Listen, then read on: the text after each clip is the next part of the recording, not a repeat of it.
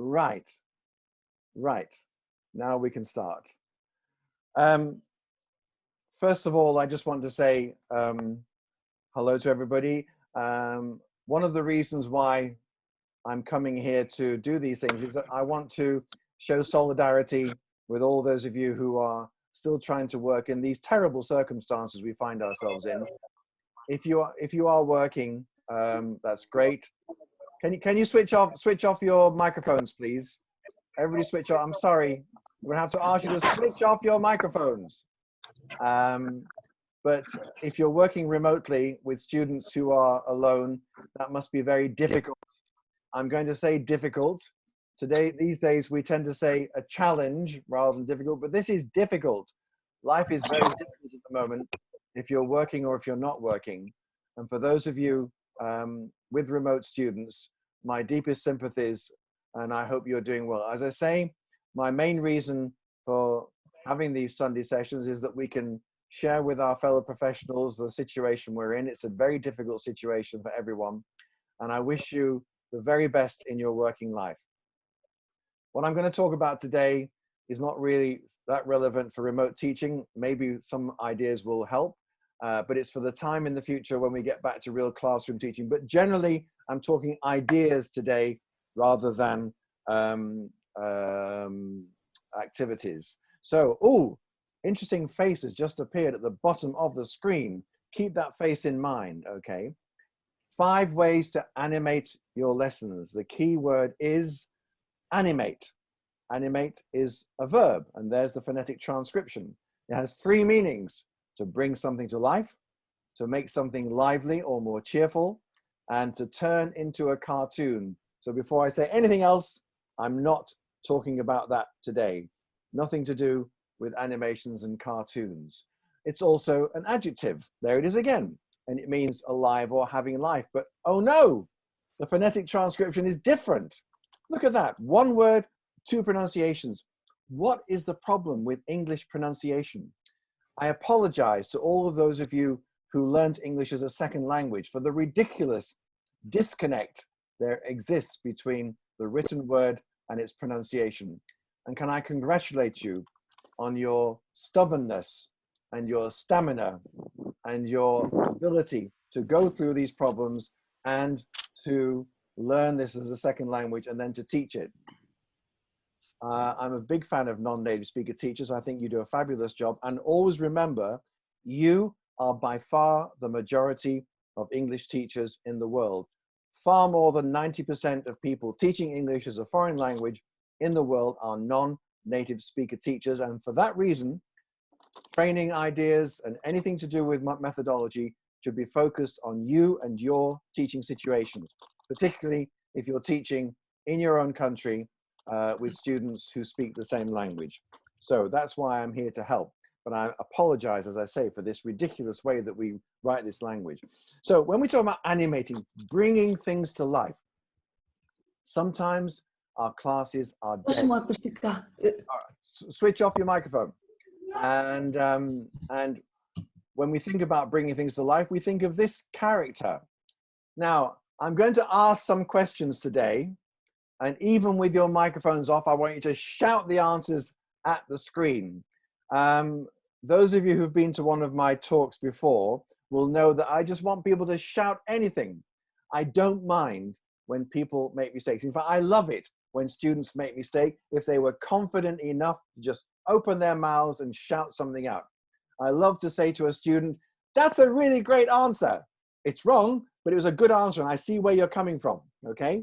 So please always answer. So what is the name of this character? All shout out, and you're all shouting Frankenstein, which of course is the wrong answer.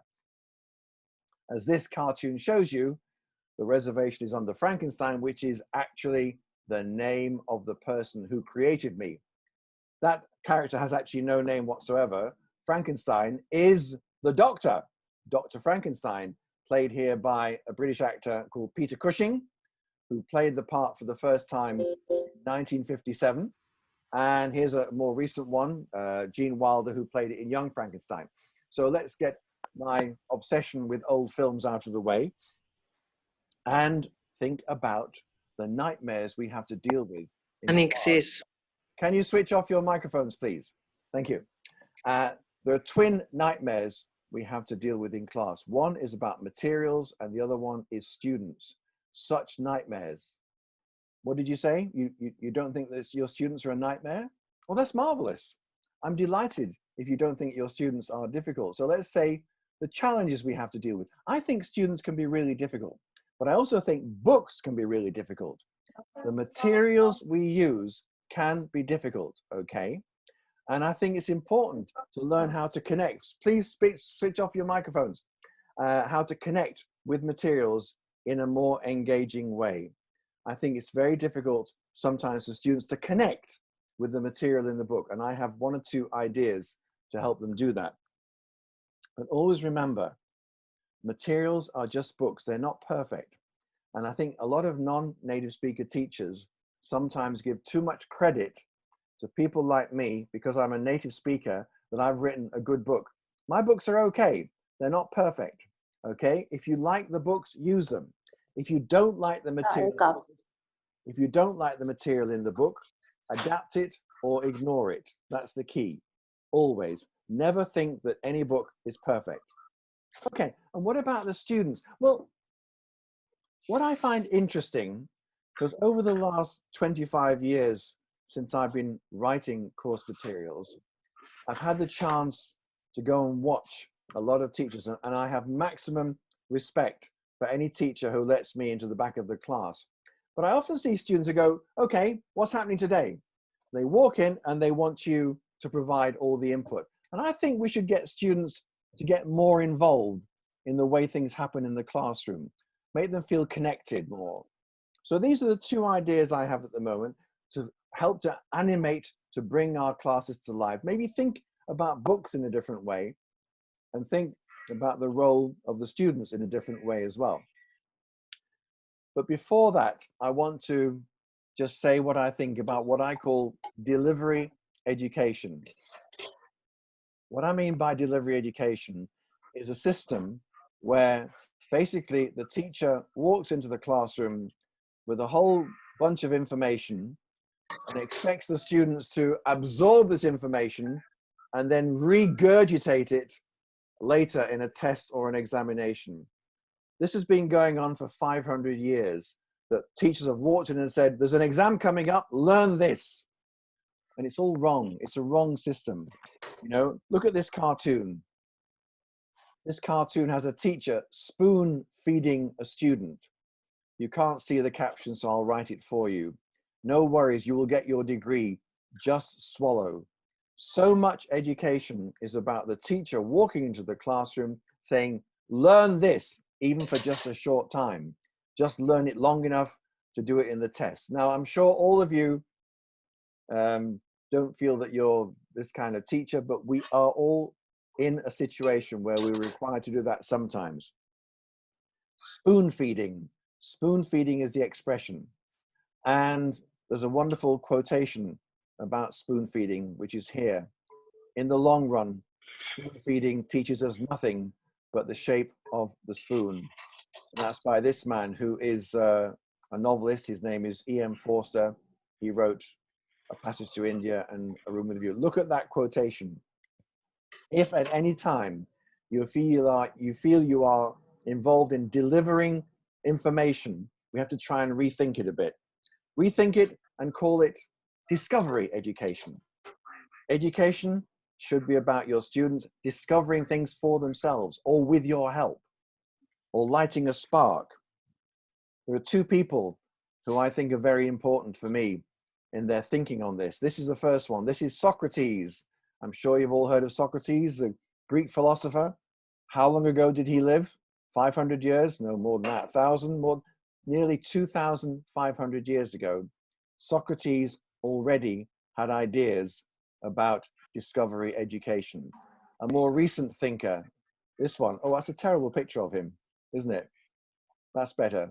Who is that? That, of course, is Albert Einstein, who lived much more recently. Can I tell you a secret? When I wake up in the morning, my hair looks like that.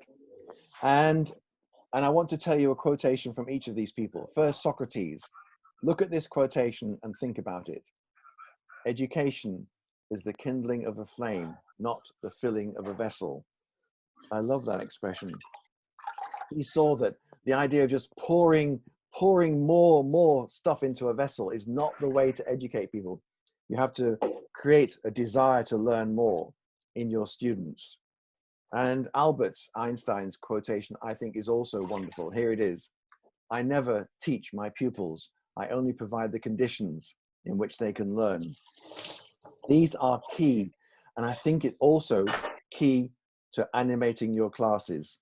If your class sits there and very happily waits for you to walk through the door, because you tend to provide good stuff. You walk in, you smile at them, you give them information. But if you're delivering education to them, you're not giving them the chance to spark, to find things for themselves. So this is at the key to my talks today as well. Anyway, I've got 5 suggestions to help you bring your classes to life. And here's the first one. Find out what your students already know. Kind of obvious, really. What I'm talking about is this. We give our students a course book. Most of us work with a course book. And the students have their head in the course book and they do what that course book suggests. Now, at the beginning of it, sorry, somebody's got their microphone on. Can you please switch off your microphone? Somebody sounds like they're making tea. Right, at the beginning of every, if you're there, can you please switch off your microphone? Right, at the beginning of every course book, there's something we call the map of the book or the contents page. And it's at the front of the student's book, but the students never use it. Whenever I write a new book, I say to the publishers, why is the contents page, the map of the book, why is it in the student's book? And the publishers say, for the teachers. And I say, well, why isn't it in the teacher's book then? But I understand. You, the teachers, you see books for the first time at an exhibition or a presentation of the books, and you flick through the book. It looks like my kind of book. And then you check the contents to see if the book, if you have this opportunity, many people don't have the opportunity to choose their own materials, but if you do, you then check the contents to see if it suits your syllabus. But this part of the book is never used by the students, and I think that's rather sad. So here's an idea for when you're using a new book. You look at the contents page and you make a list of some of the topics which are covered in that book. And with your new class, who have their new book sitting in front of them and they're waiting to open it to page 1, you say, close your book and look at this list. In this book, I've discovered there are texts about great white sharks, Steve Jobs, whoever he is, the International Space Station, I've heard of that, drones, I'm not sure I know what they are, New Zealand, I've heard of New Zealand, Las Vegas, volcanoes, and somebody called Bethany Hamilton. So I say to my new class, does anybody here know anything about any of these topics? And there is silence. Why? Because the students don't want to be the first one to speak, and particularly, they don't want to be the first one to speak in case they make a mistake. This terrible mindset of your students, which you must break. If you can say that as soon as you walk into a class, look, I like it when you make mistakes. Make as many mistakes as you like. But this is different. They don't want to say anything. So I say, come on, doesn't anybody in the class know anything about any of these topics? Still silence. So I say, look, if I promise that I don't ask anybody to say anything, nobody has to say anything. Now, does anybody know anything about any of these? And 1 or 2 hands go up because they still don't believe you. Students don't trust you. They think there's some suspicious thing here. And I say, look, cross my heart and hope to die. I promise I won't ask anybody to say, I promise I won't ask anybody to say anything. Does anybody know anything about one of these topics? And finally, the hands go up. So, right, what I'd like you to do is get a piece of paper, just write down a fact about sharks or drones or volcanoes or something. Don't worry, I'm not going to read it. I promise I'm not going to read it. Eventually, your class will trust you. But if you're in a situation where you're trying to build the trust of some new students, this is quite important. So then they write down something. And I say, okay, I'm not going to read it. I promise. I'm not going to read it. But would you like to show your piece of paper to the students around you? So they share their pieces of paper, read these things. And then I say, would anybody like to tell me what somebody else has written on the piece of paper? Yes. Oh, absolutely. Because if he's wrong, it's his problem, not mine. So okay, people will read things out. Now, what I say then is, right now, all this information or the information, similar information is in the book. So please, can you open the book at the contents page?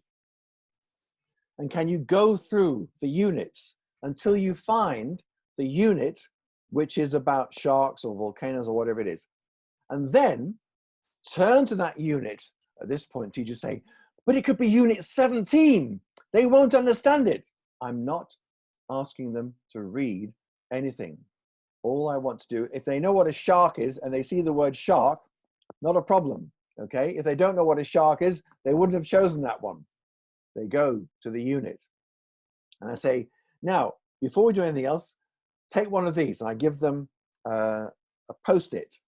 Write your fact on that Post-it, and then turn to the unit, could be unit 17, and on the first page of that unit, not necessarily the page with the text about your topic, stick your Post-it.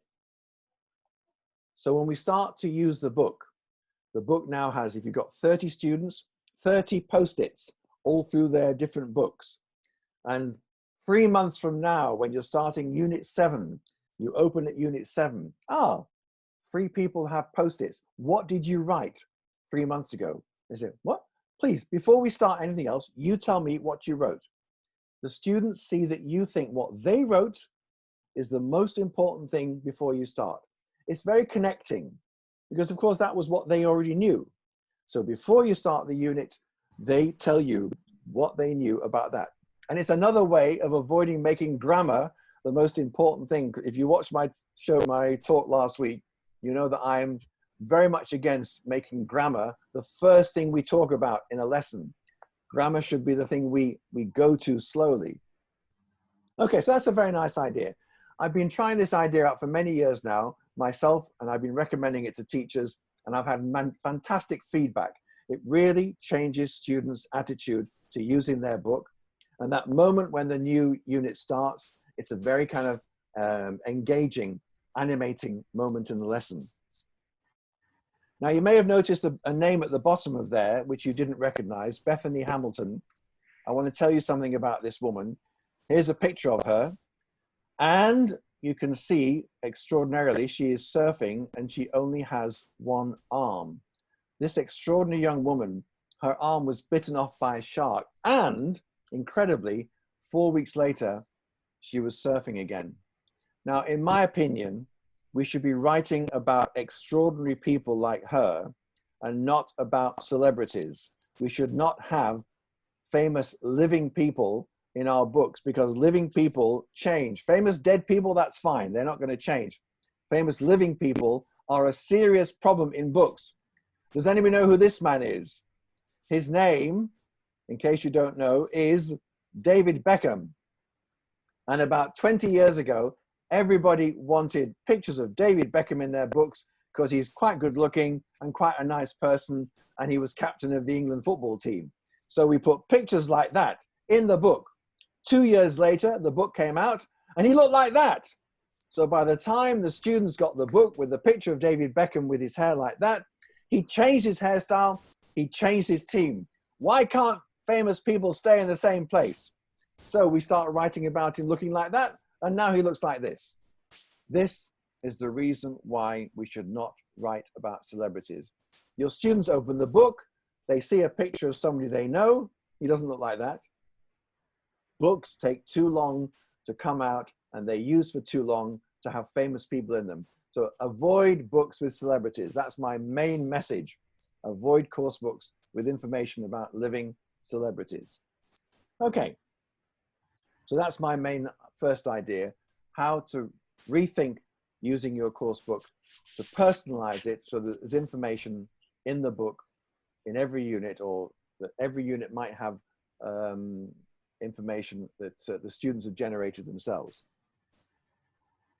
Okay, number 2, teach unplugged. Now, some of you know exactly what this means. Some of you might think you do. Some of you aren't so sure. So don't worry, I will just give you a short history of teaching unplugged, and so we're all in the same place. Teaching unplugged started with this man whose name is Scott Thornbury. About 20 years ago, Scott wrote an article in which he said, I think we should stop using books. Why am I telling you this? I write books. I make a living from writing books. He said we should stop using books because the book is a barrier between the teacher and what the students really want to or need to learn. You walk into a classroom, you tell them we're doing the next page. He has a wonderful example. He was watching a class in Mexico City on a Monday. The teacher walked in. Scott was observing the class. The teacher walked in and said, hello class, how are you? And they said, hello teacher, we're very well. Did you have a nice weekend? Yes, said the class. Then she said to one of the students, Jorge, did you have a nice weekend? And Jorge said, yes, I had a very nice weekend. Sorry for my Mexican idea. And she said, really, what did you do? He said, I got married. She went, really? Open your books at page 26. Now you see, that was just a little tiny place. You could have followed a trail down there just to find out more about Jorge. But instead, I'm sticking to the book, okay? And so Scott said, we must stop doing this. We must start making the students and the students' own experience and the students' own language needs central to the way we teach. Now, Scott is an extraordinary trainer, an extraordinary teacher, but he says things like, you can take a bus ticket into a class and have a 45-minute lesson based on the bus ticket. Well, Scott can, because he's that kind of teacher. Most of us can't. So thankfully, another man came into the picture. His name is Luke Meddings, and he and Scott shared their ideas about how to make classes work without using a course book. And they wrote this book called Teaching Unplugged, which is a very clever idea. It's a book about not using books. And they won a prize with it. They won an Elton, and it was me. I gave them their prize 10 years ago. Okay, so I'm very involved with, I was involved in giving them a prize for this wonderful book. Now, there are many reasons not to, before you start thinking, what is he telling us to throw away the books? I'm not. There's lots of good reasons not to try to teach unplugged. You can't really do it with beginners. You can't do it with examination classes. The fact is most students feel uncomfortable if they don't have a book, and so do many teachers. However, I think it's possible. Oh, and this is called, what the name they gave to this idea of this is Dogma ELT. Dogma. Where did this word come from? A very strange word. Okay, switch off your microphone, please. Whoever that is, switch off the microphone. Now, so they called it Dogma ELT. What is dogma? Well, dogma is a kind of filmmaking. In Scandinavia, some Danish and Swedish filmmakers decided about 25 years ago that films were becoming too complicated, too unnatural, and it was time to go back to natural filmmaking. And they got something called Dogma 95 Manifesto. And in this manifesto, they told people that their films should take place here and now, no musical sound effects, natural lighting, handheld camera, no explosions or gunshots that mean half of your chest disappears, and minimal changes during editing. So I can see why Scott and Luke chose this background as the metaphor, if you like. Somebody has their microphone on. Can you please switch off your microphone? I'm sorry, I should have done that somehow at the beginning. Anyway, right. These were the two main filmmakers who did Dogma films. Thomas Vinterberg directed that film. Festen and Lars von Trier directed Melancholia. So that's what Scott and Luke made as the basis for their idea. But Dogma ELT has three very, very simple principles. The first one is it's materials light. You see the idea that basically the idea you walk into a classroom with books, with kind of reading text, with visuals, And you want those to be the basis of the lesson, whatever the needs or desires of your students. But if you go in with the students as your material and then start a conversation, not just what did you do yesterday, there's lots of conversation strategies in their very good book, Teaching Unplugged. And the most important part of the Dogma ELT idea is you then deal with emergent language. What does this mean? You start having a conversation with your students and you realize that they can actually say some things really well that you were going to teach them next week. They can already do that. But the things they can't say and they need to say to complete the conversation, you make the basis of your class. It's a lot harder to teach that way. It's a lot easier to teach from a course book, but I'd like to suggest some way you can do it together. Use a course book and occasionally find a way to use dogma principles. And I'll give you a personal example, because a few years ago, I went back to school. That's me on the front row of a language class. I went back to learn this language. Ja, ich musste ein bisschen Deutsch sprechen. Ich musste ein bisschen Deutsch lernen. Ein bisschen mehr Deutsch lernen, weil ich kann also gut Deutsch sprechen. I'm sorry, I'll stop speaking German now. I went back to school to improve my German. And I had a wonderful teacher. I must say at the beginning, she was good, wonderful voice, well prepared, hardworking, thoughtful teacher. However, at the beginning of the course, we had this lovely book called Willkommen, which means welcome, and it had Ich liebe dich, I love you on the front. Very nice. But she gave us her course design, and her course design was completely based on the next units of the book that she was going to do. The first one was, we're going to talk about past holidays. That just means we're going to practice the past tense. We're going to chat about health issues and illness. I looked around the class. I was almost the youngest student in the class. I looked at the 85-year-old woman who was sitting opposite me. I thought, I can't wait to start talking about her health issues and illness. Ja, was ist los? Ich habe ein Problem. Ja, Entschuldigung, ich weiß nicht, was sagt man auf Englisch? Hemorrhoids, auf Deutsch, hemorrhoids. You know, so it wasn't a great idea, that one. But the next one was the one that really annoyed me. In every language teaching book, everywhere in the world, the weather is associated with the future with will. That is crazy in English, okay? And you have these dialogues in English teaching books that have two people saying, hello, James. Hello, Fred. What will the weather be like tomorrow? And Fred says, it will be sunny. There are no British people on the planet who speak like that. When we have conversation about the weather, we say, hello, hello. What's the weather going to be like tomorrow? No idea.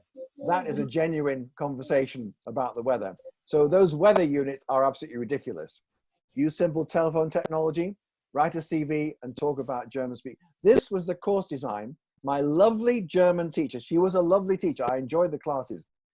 The thing was, I was a terrible student. I was the most difficult student in the class. I kept trying to talk about something else. And her line was always the same. Ken, das Buch bitte. She made the book more important.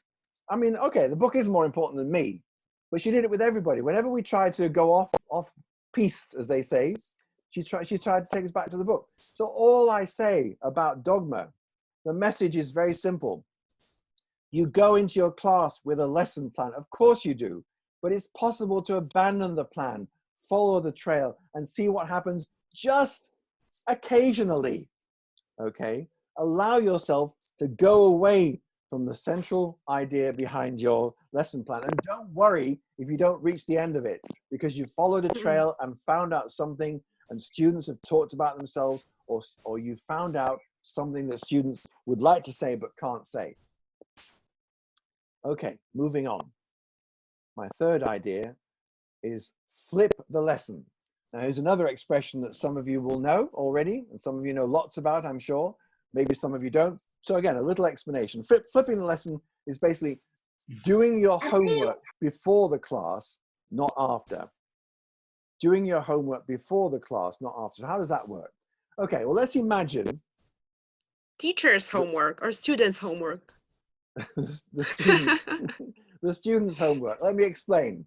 Right. and switch your microphone off before you get into trouble. So thank you for that question. Here's an example. We're 10. We're Just came 10 to my minutes. mind because everybody's having homework. Yeah, Yeah, sometimes. I know, but Patricia, turn your microphone off because otherwise I'll ask everybody to mute their mics. It's okay. Right. So getting back to this idea, it's 10 minutes before the end of the class, and you know in the next lesson there's a reading text you want to do about a particular man. So, and he's not well known, so you put a picture of him up. You say, okay, anybody know this guy? No. What do you think his job is? And they talk about it for a bit. People say he's like a teacher, a lecturer, maybe he's a sports coach. Somebody said he's a lifestyle coach. Okay, can't really tell much. Here's another picture of him. His name is Yves Rossi. Oh, wow, said the class. And it's amazing. I did this with the class. They went, whoo, that's so not what we expected. I said, I don't want to say anymore. Go home, please. Go online and read about Yves Rossi in your own language. Prepare for this by reading stuff that you find by following your own trails online, okay? And find out a lot about him, but then write something down for me in English, please.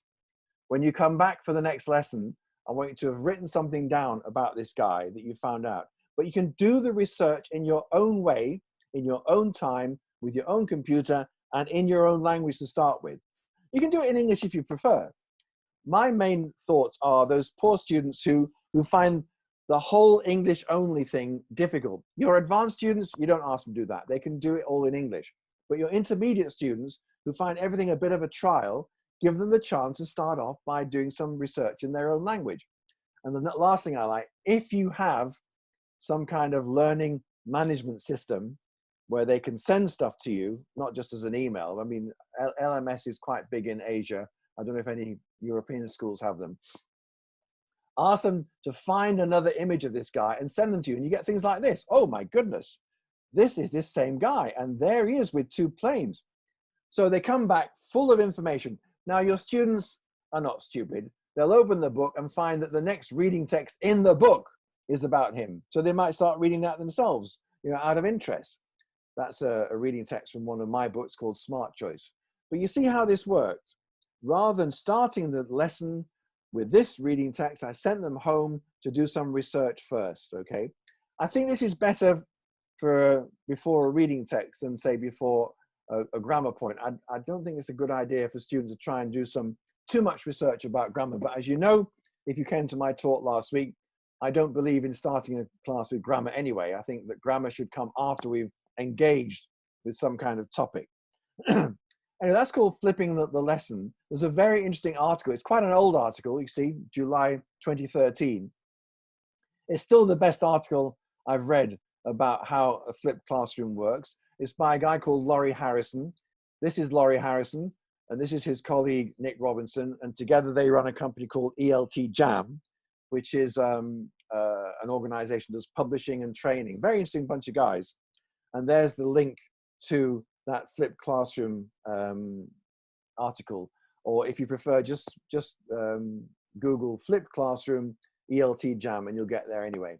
And read about it. But it's a very nice idea to enliven your class because, as I said earlier, the real problem. Can you? Somebody's got their microphone on, and I can hear children. Switch off your microphone. Right. Because to keep going back to the same thing, our classes sometimes lack energy because the students are waiting for things to happen, and you're providing information. The more we can change that, the more we can change the the idea of a class sitting there waiting for you to provide information, the better. Okay, I'm on to idea number 4 now. And it's this: devolve responsibility. Devolve responsibility. We spend so much time telling our students what to do. There are other ways. I want to make you think about something. Now, imagine you have a new class. Not beginners. Beginners need a lot of help, but intermediate upwards classes. How long does it take you to work out who are the best students in the class? how long does it take you to do that? Some people say 5 minutes, but really 2 or 3 classes, you should know who are the best. Imagine you've got 30 students in your class. How long will it take you to work out more or less the best 10? So here's what to do. You make a list of those 10 names. As the class are leaving after the next lesson, you read out the names, say, can I just speak to these people before you go? And the wonderful thing about that is that they presume they've done something wrong. Whenever the teacher gives your name out in the list, you presume you've done something wrong. And they come and they stand around the table and you say, you people are very good. You are very, very good. You're the best students in the class. I'm not going to tell the rest of them that, but you are the best students in the class. And they go, that's quite nice. But with your ability comes a responsibility, because from now on, when I ask you to get into groups, I don't want you guys to work with each other. I want each of you to get up and go and mix with 2 other students from the class. So one of you will be in a group with, if that's the kind of amount of students we have. If there's 24 in the class, there's 8 of you. You get the idea. You want to finish up with groups of 3 where one of them is okay and the 2 of them need help. I hate words like good students and bad students. Students have difficulty in the class. Don't use words like that. But you tell these people while they're alone in front of you that you want their help. And you ask them to organize the groups of 3. And they help each other and they can speak their own language if necessary, if they all speak the same language. During this group work, they can speak their own language. I went to a wonderful talk given by a Spanish teacher many years ago, and she played a cassette that she put cassettes on tables in all of her students to try and, she wanted them to speak English all the time, but she wanted to see how much Spanish they spoke. And it was very, very nice because she said, I want you to get into groups and make a list of places where people work. And she played the tape at a talk she gave. And the first student said, ¿Qué tenemos que hacer? What do we have to do? And the second one said, tenemos que hacer una lista de trabajos. We have to make a list of jobs. And the third one said, no, creo que tenemos que hacer una lista de lugares de trabajo. Yeah, my Spanish is excellent, I know, thank you. And so they started talking about what to do in Spanish, but then they did the task in English. It went from Spanish to English. 2 things work there. One of the students is helping the other 2. 2, they speak their own language to get it started. 3, they speak English to complete the task. I have absolutely no problem with students who all speak the same language, speaking their own language at certain points in the classroom. Language is all about the connection with your own language. You try and inhabit the new language, but you have to inhabit it from a place where you speak your own language. I really recommend that as a technique. Okay, guys, I've got one more suggestion, but I'm going to make you wait to tell you what it is through a series of quotations. First one from this lovely woman. Does anybody know who this woman is? A lot of people think it's Oprah Winfrey. It's not Oprah Winfrey. It is Maya Angelou, an American writer. Now look at this quotation and see how it affects education. I've learned that people will forget what you said. They will forget what you did, but they will never forget how you made them feel. It's a lovely quotation, and I think it means a lot to teachers. If you have a lovely class, you hopefully as well, and the students walk out with a physically good sensation from having been in that room with you, the teacher, and those other people. A wonderful, warm, shared experience. And that's really, really important. If you say to the students, it was a lovely class, what happened? I don't remember. What they remember is experiencing a positive, warm feeling about being there. And that's important because they'll remember it the next time they go and they'll want to recreate that same feeling. So think about that as a quotation. And now here's another quotation from Bill Gates, the man who co-founded Microsoft, the man whose job it is to sell you technology. There's lots of wonderful classroom education-based technology. He's a big fan of technology, this man. But look at this quotation. Technology is just a tool in terms of getting kids working together and motivating them. The teacher is much more important than the tool. Remember that as a teacher, that is so important. The teacher is much more important than the tool. Said by Bill Gates, the man whose job it is to sell you technology. Do you see where this is going? This is talking about you, the person in the classroom. My third quote is from a linguist in the sense of a man who studies linguistics, not a man who speaks lots of languages. Earl Stevick, lovely man, wrote this book, Memory, Meaning and Method, 1976. He's all about linguistic analysis, this man. However, my favorite quotation from this wonderful book, it's very old, but it's a wonderful book, is this: success in the foreign language class depends less on materials, techniques, and linguistic analysis, and more on what goes on between the people in the room. I think it's becoming clear how important you, the teacher, are to the success of your class, to animating that class. This is my version of what all those things are saying. Success in the classroom may, in the end, be about how your students feel about you, okay? And that's great. They love you. Most of your students love you. And teaching is hard work. I'm not asking you to put more energy in, just to remember that if you make the experience a warm, memorable experience, they will remember it and they will benefit from it. And so will you. So will you if you can create a situation where your students enjoy being in your class. So I want to tell you a personal experience. I live in London, but you might be able to hear from my accent. I said London and not London, but I come from the north of England. This is my hometown, made famous by a painter in the 1930s who did lots of paintings like this. The painter is there. The town is called Salford. The painter is called L.S. Lowry. Lowry painted these kinds of pictures because he was very concerned that factories were turning everybody into featureless automatons, machines. So in his paintings, there's always buildings are huge and the people are just like sticks. But I'm very proud of coming from Salford. Salford was, when I was growing up, looked like that. It was a very industrial and dirty city. But I went to a grammar school. That's me on the right with the big smile. Oh, we're all smiling. That's me at prize day at school. And the school, the grammar school, closed in 1975, which is now 45 years ago. 45 years ago, yeah. But they still have a dinner every year for old boys, for the former pupils. Okay. Can you turn your microphone off, please? Right. And can you switch off your microphone? Anyway, so every year, still, we have a dinner for the old boys of the school, and some of those boys are very old now. The last time I went to the dinner, which was about 5 years ago, the oldest old boy was 95.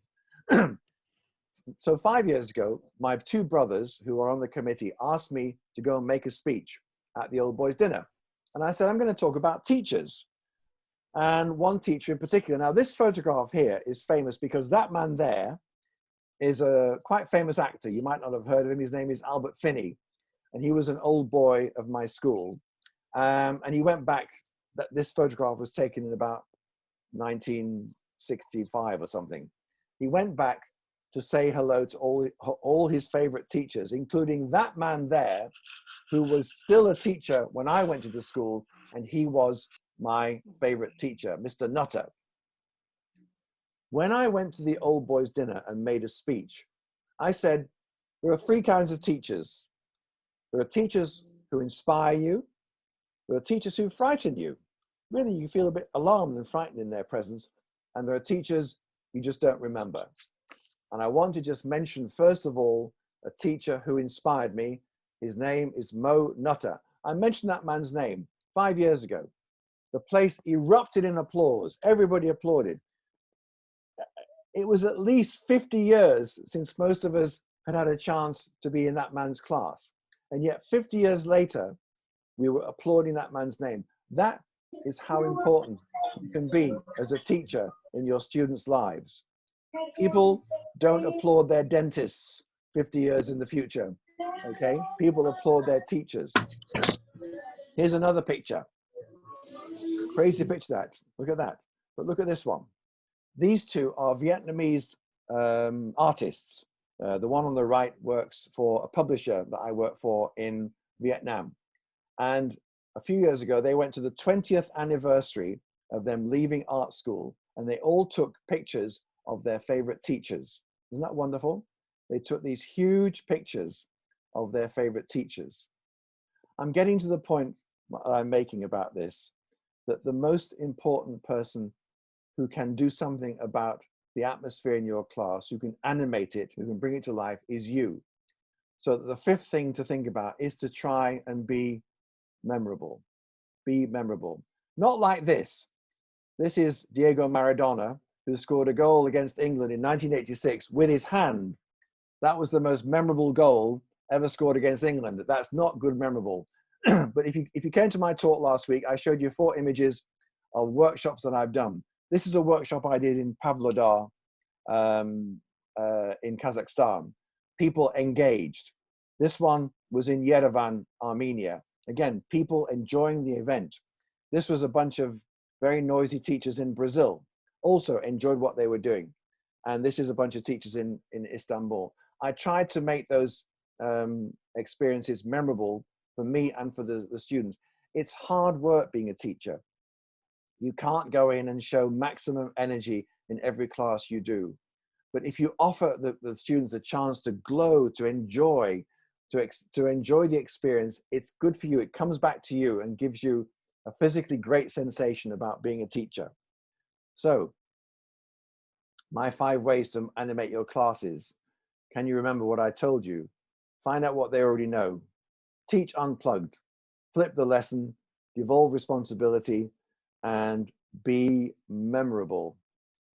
So, ladies and gentlemen, thank you so much for choosing to spend your Sunday afternoon with me here. I hope life is not too impossible for you and that your working life is not a disaster at the moment. This is the strangest circumstances that any of us have ever known. But thank you for coming, and let's do something like this again so we can at least share the experience of being professionals in these difficult times. That's it, ladies and gentlemen. That's my blog address, and that's my Facebook ID. I think most of you are already Facebook friends with me anyway. And that's it. And Oh, how many lessons, how right. many online lessons do you have right now? How online? I'm not doing any. I'm not working online at all at the moment. Unfortunately, I mean, I'm quite busy with writing some materials at the moment. We'll talk about that another time. Yeah, all right. No, okay. Thank you so much, everybody, for coming. That Thank you was for being very here. interesting.